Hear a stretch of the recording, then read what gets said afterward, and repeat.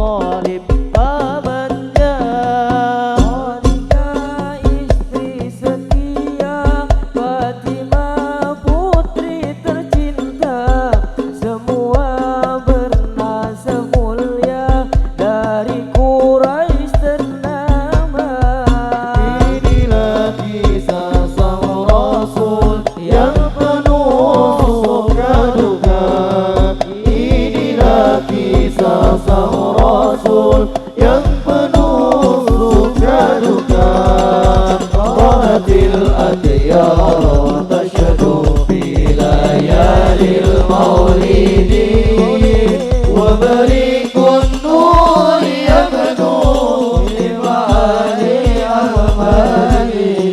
Rahatil adyar tasyadu fi layalil maulidi wa barikun nur yabnu limani ahmadi. Dua bulan di kandungan wafat ayahndanya, tahun gajah dilahirkan yatim dengan kakeknya. Sesuai adat yang ada disusui Halimah, 6 tahun usianya wafat ibu tercinta. Inilah kisah sang Rasul yang penuh suka duka. Inilah kisah sang Rasul yang penuh suka duka.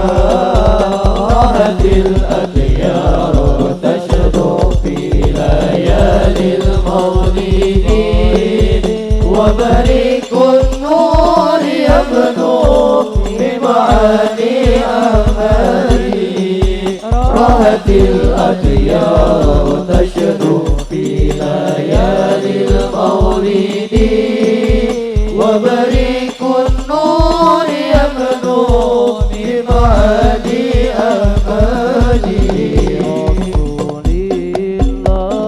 Rasulillahi wal badawi wa rijalin min bani alawi.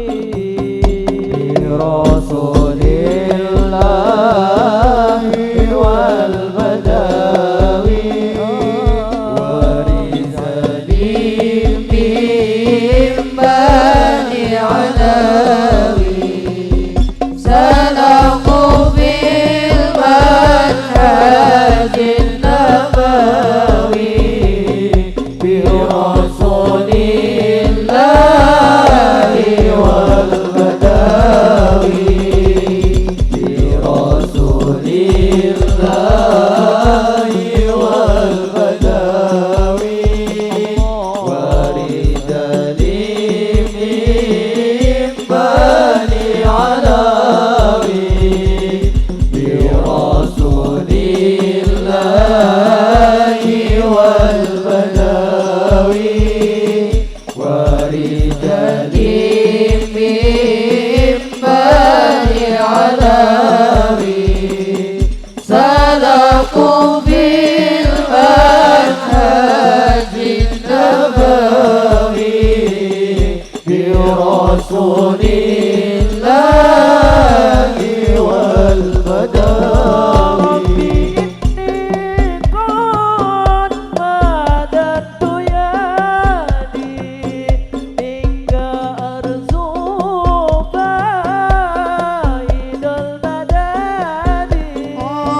Rabbi inni qad madadtu yadi minka arzu faidal madadi. Bagisni anta mu'tamadi bi Rasulillahi wal badawi. Bi Rasulillahi wal badawi wa rijalin min bani alawi. Bi Rasulillahi wal badawi